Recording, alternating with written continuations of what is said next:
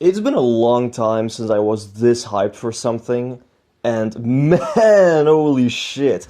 Hello guys, this is Insta here, and I literally just watched the Zack Snyder cut of the Justice League, all 4 hours of it. I sat here in my freaking couch for 4 hours with like enough snacks and drinks to probably fill an elephant's stomach. That being said, I watched it and man, do I have things to say. Not only was this like the most anticipated film of the year for me, because as far as I know, this is like the first time a passionate director and his beloved fans actually made something work without, the constant interference of a big budget Hollywood studio. Warner Brothers, let's face it, Warner Brothers was the reason why the original cut, the Whedon cut as I'm gonna call it, failed. Because they were like, nope, only 2 hours and we're gonna hire Josh Whedon. If there's two directors that have two completely different visions about storytelling, it's Joss Whedon and Zack Snyder. I'm a huge fan of Zack Snyder. He's one of my favorite directors, because I just love how he has his very own style, how he has his very own storytelling. If you watch a Zack Snyder film, you immediately know you're watching a Zack Snyder film. And I mean it in all the good ways. I really do. With Zack Snyder's Justice League, I knew for a fact that this just had to be better than the Whedon cut. If this would be like worse, probably all hope would be lost. So I sat down, I watched it, and yeah. I literally had to contain myself and avoid spoilers for the last couple of days at all costs, because I was scrolling through social media and I saw all these posts and videos about spoiler reviews, about Easter eggs, and I was like, no, I don't want to see that. People calling it Zack Snyder's best film. Now, is it Zack Snyder's best film? I personally don't think so. I personally believe that the extended cut of Watchmen is still Zack Snyder's finest hour. I love 300. I love Man of Steel. I really like Batman v Superman, the Ultimate Edition, point out. Talking about the Ultimate Edition. The only film that I've watched of Zack Snyder that just didn't work for me was Sucker Punch, because that was just all style and virtually no substance. So that was like the only film that kind of backfired. Apart from that, I really like his work. Now, two questions. Two very important questions. First one, is the Snyder cut better than the Whedon cut? 100% yes. Oh my god, is it better? It is so much better. You have no idea. Second question, is the Snyder cut a good movie on its own? Because I do get the feeling that a lot of people are praising this movie, calling it like one of the best superhero movies of all time, purely because it's so much better than the Whedon cut, which it is. Again, it is miles better than the Whedon cut. Not that was that hard, but still. But is this a good movie on its own, when you like completely erase the Whedon cut out of your memory and you just watch this as its standalone film? Of course, it's Man of Steel and Batman v Superman as baggage. Is it a good film? Yes. It's a good film. Is it an amazing film? No, I don't think. This isn't a perfect movie, guys, and I think we all knew that. I mean, there was a very little chance that Zack Snyder was going to turn everything around, because there are certain elements that still didn't work. There were certain moments where I thought to myself, alright, I would have handled that differently. Overall, though, I enjoyed all 4 hours of it. People who whine about the fact that 4 hours is way too long, guys, I mean, extended edition of Return of the King is 4 hours, and it's one of my favorite movies of all time. Guys, if you really love cinema, if you really love Zack Snyder, if you really love these characters and this story, 4 hours is not gonna bother you. There is not a single dull moment in this film. People claiming this film is boring, they simply, in my opinion, they simply don't care about character moments, because that is what this film is. There are a lot of character moments and I absolutely love it. The Whedon cut had hardly any character moment. It was just about plot point to plot point to plot point, and the character moments that it had were mainly just cringy humor, and no, that's not what we wanted to see, of course. Now, I do have some things to say, and that's why I'm gonna put up a spoiler warning right now, because I find it very difficult to talk about these things without spoiling things. It's out on HBO Max and probably also other streaming services. I highly recommend watching it before coming back, so because I'm going to talk about some heavy spoilers. I want to start off with the good. The good. First of all, Cyborg. Cyborg, you didn't give a shit about him in the Whedon cut. He was just this tool. Cyborg in the Whedon cut was just this tool that they needed in order to destroy the mother boxes, in order to, you know, prevent unity. Cyborg in this film is an actual character. He's a very sympathetic character. We learn a lot about him. We learn how he lost his mother, his relationship with his father. Even his father himself is a character in this film. His father in the Whedon cut was like, I don't know, he had like 5 seconds of screen time? Maybe a little bit more? His father here is an actual character. He actually is investigating the mother boxes and all, and you know, everything that's going on. Victor is an incredibly sympathetic character. You really feel for him, and Zack Snyder did an excellent job at incorporating flashbacks to make you give you the backstory that you need, but at the same time to also make it feel like it's all happening in a very flowing and natural way. I had a lot of Watchmen vibes in this film, because Watchmen also gave us several characters. It gave us the Comedian, Dr. Manhattan, Silk Spectre, Night Owl, Rorschach, and Ozymandias. It gave us 6 characters that we didn't know, that we never heard about, of course, unless you've read the graphic novels. 6 characters, and in the extended edition, it's a 3-hour movie, and it still gives us all the backstory and all the luggage that we need in order for us to care about these characters. That is great storytelling. Why? Because it takes its time, and I love films that take their time to tell us a story, that don't rush anything, because Watchmen, and especially Justice League, is such a larger-than-life story. It's such a larger-than-life event, and the Whedon cut made it seem like it was just, you know, a Sunday afternoon with buddies. And then Superman shows up, who finally beats up the bully who was harassing his younger, vulnerable friends. That's pretty much the Whedon cut in my eyes. This is a larger-than-life story, and the film takes its time to tell us this story, and I love it. Just like with Cyborg, Steppenwolf. Steppenwolf, what was he? Steppenwolf wasn't anything in the Whedon cut. He was like the most generic and bland villain you could imagine. Yet Steppenwolf in this film, apart from the fact that he looks way better, his design is just way better and way more intimidating. His presence is more intimidating. And again, you care for him. You sort of care for him. It's not like, let me clear something out. We're not like entering Thanos or Joker territory here. It's not like he belongs to the top tier. But he's ways above the Steppenwolf that we saw in the Whedon cut. Steppenwolf here, we get a lot of backstory. And there's this scene pretty early on where Steppenwolf asks to come home, and he wants to be forgiven, that he wants to see his, his family again. Darkseid, of course. Desaad is like, no, you betrayed us, what you did was wrong, you still owe him 50,000 worlds. That's right, Steppenwolf has an actual debt that needs to be repaid, and you sort of feel for him, although of course he's still this big, evil bad guy. You know where he's coming from, you understand his motivation, you know why he's doing what he's doing, and you know that everything he's doing is just in order to get back to his home world, Apocalypse, and to serve alongside his fellow, members, alongside his family. That's what he wants, and that instantly creates for a more sympathetic character.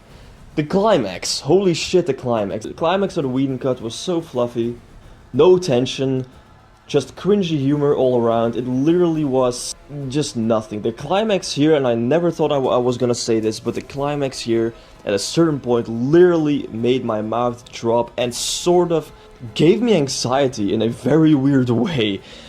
The climax goes in a direction, because they need Barry Allen to run as near the speed of light so Cyborg can interact and fuse with the mother boxes and prevent them from forming the Unity, because once they form the Unity, it's game over. Once they form the Unity, it's done. It's like the Earth literally just gets blown up, to in a manner of speaking. And it happens. It literally happens. I I didn't know what I was watching. It was like some sort of Red Wedding end of Infinity War type deal where all the heroes just got their asses handed to him. Barry Allen, it was all going fine, but then Barry Allen, once he's like actually nearing the speed of light, he gets shot in his thigh that causes him to fall over. And of course, Victor, because Barry falls over, Victor isn't charged or whatever to prevent the unity. And he's like, come on, come on, come on. And I was sitting here like, Jesus, what's happening? And then all of a sudden, the unity forms and we literally see Superman, Cyborg, all these characters, we literally see them getting blown up. And I don't mean blown up in the PG way. I mean blown up like bones shattering, blood splatting, flesh being ripped apart. Holy shit! I was like, damn! I didn't saw that coming, but then one of the most crowd-pleasing moments I've ever seen in this universe. The Flash, of course, he makes a comeback and he actually nears the speed of light, causing time to sort of reverse. And because time reverses, he manages to reach into Cyborg's mind, and Cyborg has this very emotional moment where he like overcomes the dread because he's lost his mother. At that point he also lost his father to Steppenwolf, and he sort of like, you know, overcomes the guilt and the tragic loss. And then him and Superman just, you know, actually managed to rip the unity apart and like separate the mother boxes and whatever, and they all live happily ever after. But like for a split second, there's like a full minute in the climax where I actually thought this film was gonna end on such a dark note, and the fact that they managed to pull that off, I applaud. I freaking applaud Zack Snyder for actually having the balls to go there. Yes, he didn't follow through with it. Yes, he backed out very quickly, but still, that 1 minute where we literally see our characters losing and getting blown up in such a gruesome way was actually very surprising. Of course, Steppenwolf gets his ass handed to him and he gets decapitated. He literally gets decapitated. Like Darkseid and the Sod open a portal to see the Defenders of Earth, you know, Superman and everything. Superman like kicks Steppenwolf through the portal, but right before Steppenwolf goes through the portal, Wonder Woman cuts his head off and the head like tumbles over the ground on Apocalypse, and Darkseid literally just crushes the head with his foot. Holy shit, I didn't even know what oh my god. This is a brutal movie, guys. This is a brutal movie. I knew that going in. I knew it was rated R. I knew there was gonna be swear words like fuck and bitch and everything. But this is a brutal movie. Even very early on in the film, like the battle between Steppenwolf and the Amazons on Themyscira, there are some brutal things. You literally see decapitations, bodies being thrown against rocks, and like the blood splatters everywhere. There are brutal things in this film, and I actually love it. I absolutely love it. I love it, I love it, I love it. So it makes me sound very sadistic, but still, it was very entertaining to see. Overall, guys, there's just so much more character there. Cyborg is, I think, the biggest change. Cyborg just went from an absolute tool in the Whedon cut to a very compassionate and sympathetic character in the Snyder cut. Wonder Woman is kind of the same, Batman is kind of the same. Superman is a lot better here as well. You know, I will say this, his rebirth wasn't as epic as I hoped it would be. I had kind of imagined, because Tom Holkenberg, aka Junkie XL, one of the most adrenaline-fueled and epic music composers of the last year, composed this soundtrack. And the soundtrack is far better than Danny Elfman. Now, listen, I love Danny Elfman, but he did a very rushed job on the Whedon cut, and that showed. The soundtrack for the Whedon cut was extremely disposable. The soundtrack here is great. It's epic, it's grand, it's majestic, it's huge. You feel like you're witnessing greatness. Then there are moments where you expect it to be grand and huge and epic, but it's rather quiet. And I don't always mind that, but in my honest opinion, the rebirth of Superman felt a little bit less than it should have been. I actually thought it would be like this big thing, but it kind of plays out kind of, I don't know, tame. Of course, they have the battle. The battle is extended, makes more sense. There isn't any cringy line. Batman doesn't have Lois Lane like as a backup plan that she just appears out of nowhere. Lois Lane actually just was there and then intervenes right before Superman is about to kill Batman, which makes a lot more sense. Again, Lois Lane gets a lot more screen time. You feel for her. You see her going through his trauma. You see her suffering from the loss of her lover. Same goes for Martha Kent. There is this very beautiful scene between Martha and Lois where Martha visits her in her apartment and they just start to cry and say how much they missed her, how much she misses her son, how much Lois misses her, you know, the love of her life.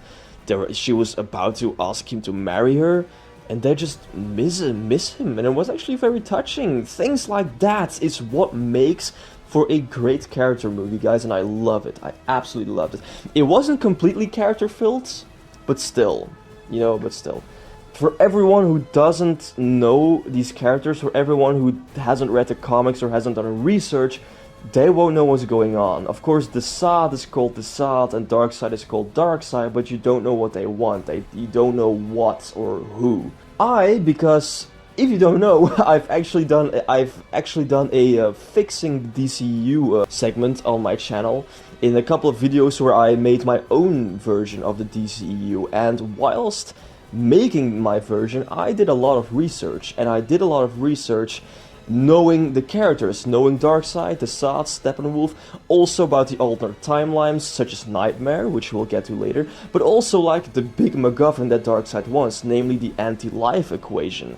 I didn't even know what the anti-life equation was. I had to do research. Of course, now I know what the anti-life equation is. For all of you who don't know what it is, but I expect that you do, because I do think the majority of the people who are gonna watch this cut are all diehard fans. The anti-life equation is basically this mathematical formula that gives the person who owns the formula the power to bend all life to his own will. It's kind of to put it very bluntly, it's basically a formula that gives you the ability to control the minds of other beings around you. And that actually comes into play in this movie. I was actually very pleasantly surprised. There's this scene where Steppenwolf is on Earth and he senses something and he like smacks his big hammer or his axe on the ground, and the formula actually is shown, and he contacts Desaad saying that he's found the anti-life equation, and then Desaad contacts Darkseid, and this whole scene just happens with Darkseid just being overly rejoiced because they found the anti-life equation and now he's going to finally carry out his evil scheme. And I was like, damn, it all comes into play. Things that just weren't here with the Whedon cut, things that just didn't happen, and now Darkseid is here. The whole anti-life equation plot is revealed. It was very nice, but it made sense to me because I did research. People who haven't done research, who haven't read the comics, they won't know what's going on. And that's kind of like the same issue I had with the Whedon cut, is that you still sort of need a certain amount of luggage before heading into this movie, and that's never a good thing. Of course, you need the knowledge of Man of Steel and Batman v Superman, but even with the knowledge of those two films, there are still certain things in this film where you just don't know what's going on, or that you just don't know what they're talking about. Like, the anti-life equation is brought up. It's brought up numerous amount of times, but you don't know what it does. You don't know what it means. I know it because I did the research, but still, I see some people having issues with that. Another thing I really liked is the Nightmare timeline. The Nightmare timeline is shown, but all the way at the end, I was actually waiting for that moment. Like, we've all seen the moment in the trailers with Joker and Batman in the Nightmare timeline, where it's like, we live in a society. And that quote actually doesn't even show up in the movie, and I was kind of pleased because I thought that quote was kind of iffy. He doesn't say it in the film, it's like pure a quote that was meant for a trailer.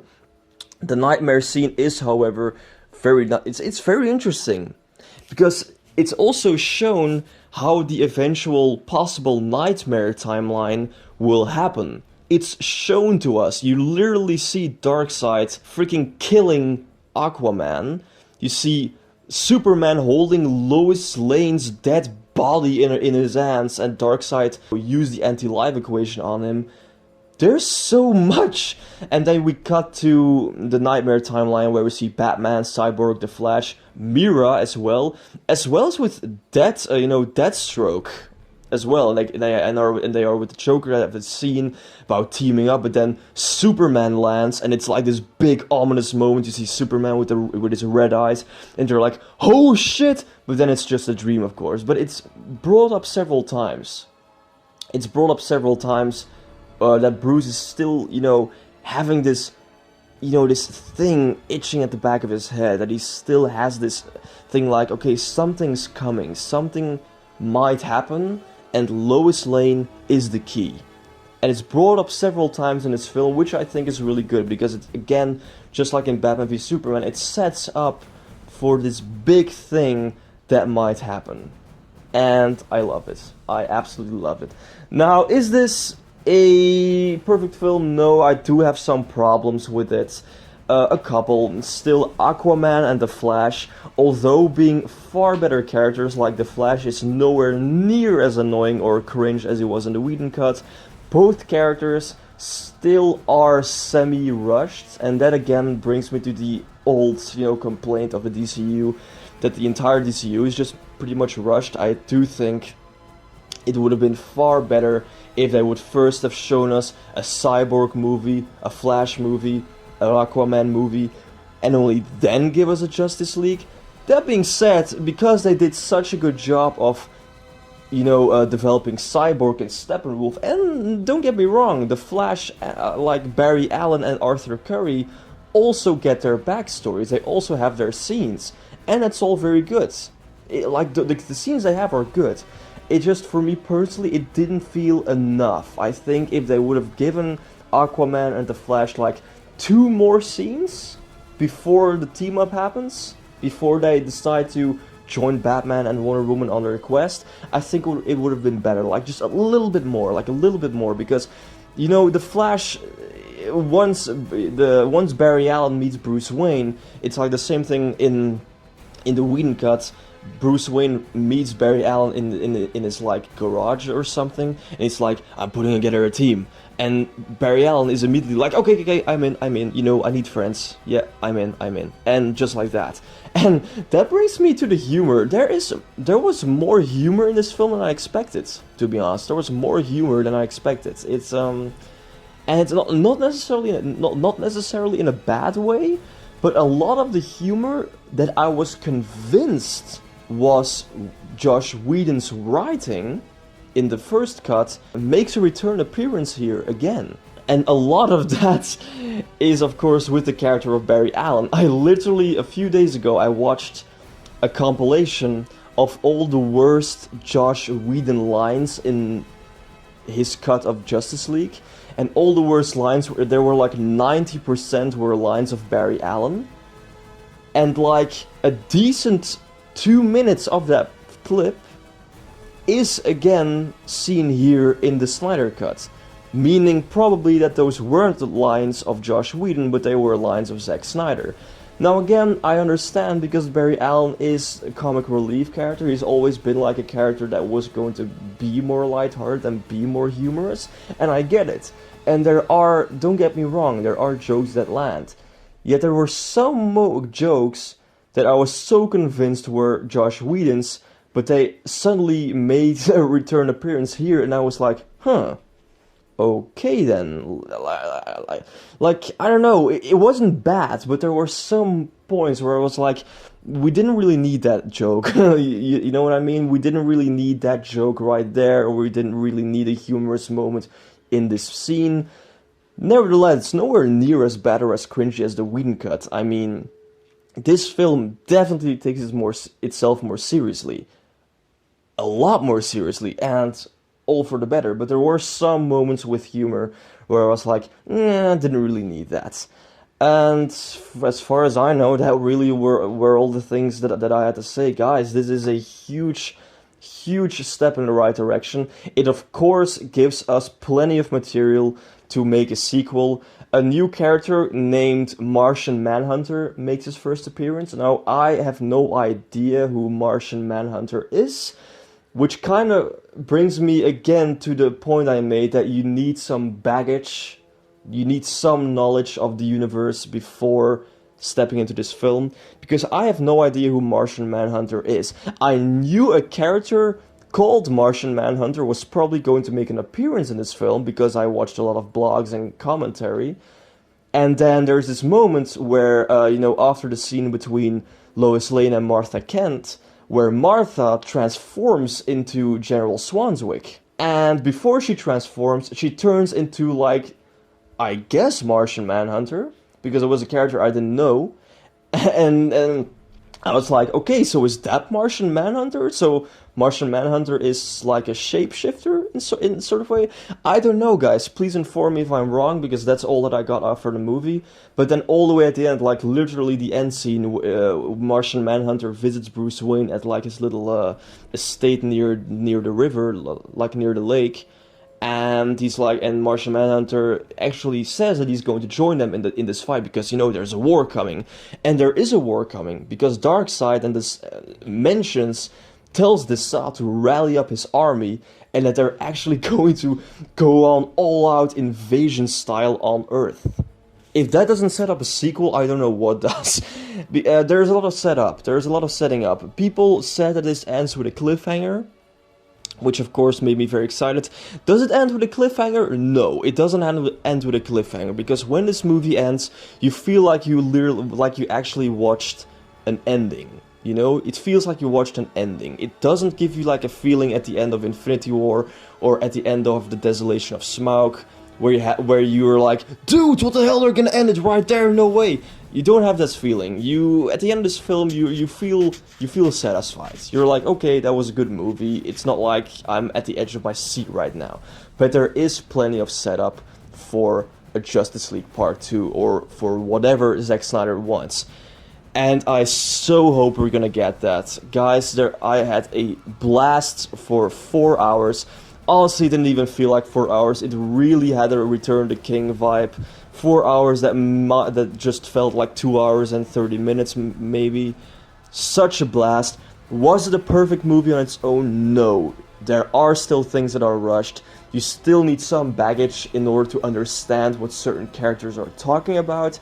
But it is miles better than the Whedon cut. It's such an improvement, and I am so glad that a thing like this exists. I am so happy Zack Snyder, with the support of his fans and all the actors and crew and all the cast and the crew involved, actually sat together and made this happen. I'm so grateful. The fact that it ends and you literally see the sentence "for autumn," for Zack Snyder's deceased daughter, it nearly made me emotional. And I'm a very difficult person to get emotional in films or series, I can tell you.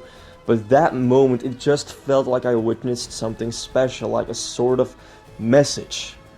Like, this is a message. This is a message when you let directors do their work. When Hollywood studios would just back off with their agendas and their money dollar signs and would just let directors do their job. And I hope this message will just spread out across the world and would actually convince so many people that this is the way to go. Stop with the money-grabbing franchises. Stop rebooting and remaking soulless films. Stop it. This is the way to go. Listen to the passionate directors. Listen to the people who love their craft, who love what they're doing, because that is the only way any kind of art should be done, without interference and 100% done by the artist and no one else. Guys, this was Insta for you. See you guys later.